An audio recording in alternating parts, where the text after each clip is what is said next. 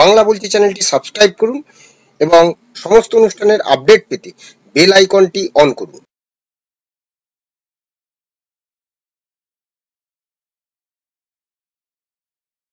নমস্কার, বাংলা বলছি চ্যানেলে আপনাদের স্বাগত। এবার কি HMPV ভারতে আক্রান্ত এক 8 মাসের শিশুকন্যা বেঙ্গালুরুর একটি হাসপাতালে চিকিৎসাধীন। তাহলে কি ভারতে ঢুকে গেল HMP ভাইরাস? HMV ভাইরাস ভারতে ঢুকেছে এবং তা নিয়ে আগাম সতর্কতাও জারি হয়েছে একটি কেন্দ্রীয় স্বাস্থ্য মন্ত্রকের তরফে, এবং সেখানে একটি অ্যাডভাইজারি জারি হয় গত রবিবার। সেখানে বলা হয়েছে যে হিউম্যান মেটা নিউমো ভাইরাস সংক্রমণের চিকিৎসা শুশ্রূষার প্রস্তুতি নিতে বলা হয়েছে। গত কয়েকদিন ধরেই আমরা জানি যে চীনে ক্রমেই এই HMV ভাইরাসের প্রকোপ বাড়ছে বলে খবর। এই প্রেক্ষাপটে কেন্দ্রীয় সরকারের এই নির্দেশিকা বেশ তাৎপর্যপূর্ণ। দিল্লির বিভিন্ন স্বাস্থ্য পরিষেবা কেন্দ্রগুলিকে যথেষ্ট স্বাস্থ্যজনিত শ্বাসকষ্টজনিত অসুস্থতার পুঙ্খানুপুঙ্খ রেকর্ড রাখতে বলা হয়েছে। ল্যাব টেস্টে ইনফ্লুয়েঞ্জা ধরা পড়লে সেই সমস্ত কেসগুলির সমস্ত তথ্য নোট করতে বলা হয়েছে। এর পাশাপাশি paracetamol, antihistamine, bronchodilator, cough syrup মজুত রাখতে নির্দেশ দেওয়া হয়েছে। সেই সঙ্গে মাইল্ড কেসের ক্ষেত্রেও অক্সিজেন প্রস্তুত রাখতে বলা হয়েছে। অর্থাৎ ঠিক কোভিডের মতন প্রস্তুতি নিতে বলা হয়েছে কেন্দ্রীয় স্বাস্থ্য মন্ত্রকের তরফে গত রবিবার। হাসপাতালগুলোতে ইনফ্লুয়েঞ্জা জাতীয় অসুস্থতা এবং গুরুতর শ্বাসযন্ত্রের জটিলতার সমস্ত কেসের ডিটেলস রাখতে বলা হয়েছে, এবং সেই সঙ্গে ইন্টিগ্রেটেড হেলথ ইনফরমেশন প্ল্যাটফর্মে আপডেট করতে হবে এই বিষয়ে স্বাস্থ্যকর্মীদের নির্দেশও দেওয়া হয়েছে। এবং যদি কোনো রোগীর ক্ষেত্রে বিন্দুমাত্র সন্দেহ হয় সঙ্গে সঙ্গে তাকে আইসোলেশন প্রোটোকল জারিরও সুপারিশ করা হয়েছে। আমরা জানি যে চীনে ক্রমেই HMPA ভাইরাসের কেস বাড়ছে। এখনও ভারতের প্রভাব নেই বলা হচ্ছে, কিন্তু একটি শিশুর ক্ষেত্রে প্রথম HMPA ভাইরাস কেস নোট করা হয়েছে।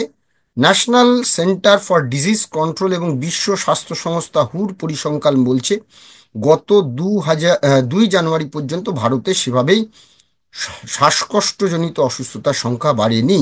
তবে আগেভাগেই সতর্ক দিল্লি সরকার এবং দিল্লির স্বাস্থ্য আধিকারিক ডক্টর বন্দনা বাগ্গা সমস্ত চিফ ডিস্ট্রিক্ট মেডিকেল অফিসারদের সঙ্গে মিটিং করেছেন এবং সেখানে কড়া নজরদারি পদ্ধতি, আগাম প্রস্তুতি নিয়েও আলোচনা হয়েছে বলে জানা গেছে। কারণ সত্যি এটা কি ভারতে আসছে, বা যদি ভারতে আসে তাহলে এটা কতটা ভয়ঙ্কর। এর আগের আমরা 2 দিন আগে এই নিয়ে একটা প্রতিবেদন করেছিলাম। সেই প্রতিবেদনে আপনারা সকলেই সেটা দেখতে পাবেন। ক্যালকাটা স্কুল অফ ট্রপিক্যাল মেডিসিনের প্রাক্তন অধ্যাপক ডক্টর প্রণব কুমার ভট্টাচার্য, তিনি যাবতীয়ভাবে এটা বিশ্লেষণ করেছিলেন এবং তিনি তখন বলেছিলেন যে যেহেতু এটা শীতকাল এবং শীতকালে এরকম একটুখানি ঠান্ডার সময় বিভিন্ন রকম ভাইরাস আসে, এবং চীনের তরফেও সেই নির্দেশিকায় বলা হয়েছিল যে এটা ভয় পাওয়ার কিছু নেই। কিন্তু সত্যি সত্যি কোভিডের পরে, করোনার পরে প্রত্যেকেই কিন্তু শঙ্কিত। গত বছরও 2024-এর প্রথম দিকে এরকম একটি ভাইরাসের উৎপত্তি হয়েছিল এবং তা নিয়েও কিন্তু সতর্কতা জারি করা হয়েছিল, সকলকে সতর্ক থাকার কথা বলা হয়েছিল। এবারেও সেই সতর্কতা জারি করা হচ্ছে, যাতে যদি কোনো রকম কিছু বা সন্দেহ হয়, বা যদি কোথাও সামান্য সন্দেহ হলেও সেই জরুরি যে ব্যবস্থা, সেই ব্যবস্থা যাতে নেওয়া যায়। আজ আমরা আবারও ক্যালকাটা স্কুল অফ ট্রপিক্যাল মেডিসিনের অধ্যক্ষ ডক্টর প্রণব কুমার ভট্টাচার্য, তার সঙ্গে ফোনে কথা বলেছিলাম। তিনি একই আশ্বস্ত করেছেন এবং তিনি বেশ কিছু জার্নালে প্রকাশিত রিপোর্ট নিয়ে আমাদের সাথে কথা বলেছেন। কি বলেছেন সেগুলি আমরা আজকে শুনে নেব। তবে আবারও বলছি যে মাস্ক, দূরত্ব বিধি এবং ভিড় জায়গায় আপাতত না যাওয়াটাই যতটা সম্ভব কম করাই ভালো।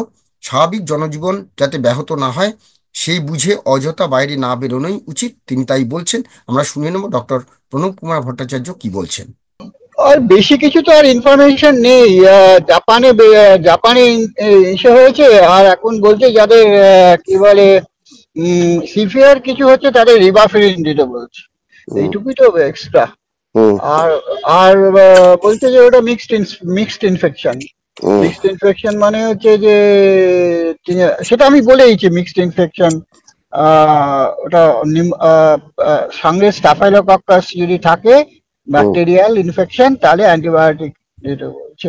আমি টোটালটাই পড়েছি, যতগুলো অ্যাভেলেবল লিটারেচার আছে, যতগুলো অ্যাভেলেবল জার্নাল অফ ভাইরোলজিও পড়লাম, তাতে বলছে যে এটা 2001 সালে প্রথম, সেটা আমি বলেওছি, 2001 সালে প্রথম এটা ডিটেক্টেড হয়েছিল। এটা ডিটেক্টেড হয়েছিল ডাচ এবং নেদারল্যান্ডস। তো নেদারল্যান্ডস ডিটেক্টেড হওয়ার পরে এটা খুব র্যাপিডলি স্প্রেডিং। এটার দুটো স্ট্রেন আছে, একটা হচ্ছে A1A, একটা B। A1 এর আবার অনেকগুলো স্ট্রেন আছে, তো আপনার 6টা স্ট্রেন আছে। এখন প্রচুর পরিমাণে লোক ইনফেক্টেড হয়েছে, কিন্তু তারা ওই 3 থেকে 6 দিনের মধ্যে ভালো হয়ে গেছে।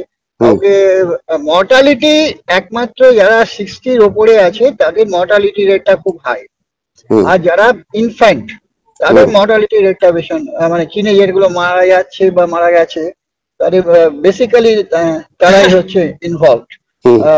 1 নম্বর। আর 2 নম্বর হচ্ছে গভর্নমেন্ট অফ ইন্ডিয়া যেটা বলেছে সেটাই মেনটেন করতে বলছে। ওরাও তাই, ওরা জার্নাল অফ ভাইরোলজি তো তাই বলছে। জার্নাল অফ ভাইরোলজি খুব রিসেন্ট আর্টিকেলটা বেরিয়েছে, আর একটা নেচারে বেরিয়েছে, সেটাও একদম রিসেন্ট, এই জানুয়ারি মাসে নেচারে বেরিয়েছে। এবার নেচারে একমাত্র বলেছে যে রিবাফরিন দিয়ে চিকিৎসা করলে যারা সিভিয়ার, তাদের রিবাফরিন বলে একটা অ্যান্টিভাইরাল ড্রাগ আছে, সেই অ্যান্টিভাইরাল ড্রাগটা দিয়ে রিবাফরিনের চিকিৎসা করতে বললে মোটামুটি ভালো হয়। এছাড়া এখন কি মনে হয় যে মানে এই পড়ার মানে মাস্ক বা না, মাস্কটা বোধহয় দরকার, ওরা সবাই বলছে মাস্কটা, এবং ভিড় জায়গায় না যাওয়া, দূরত্ব বিধি মেনটেন করা, এবং আরেকটা যেটা হচ্ছে স্যানিটাইজেশন, হ্যান্ড স্যানিটাইজেশন, যেটা কোভিডে যা যা ছিল মোটামুটি সেটা মেনটেন করতে। জার্নাল অফ ভাইরোলজি তাই বলেছে।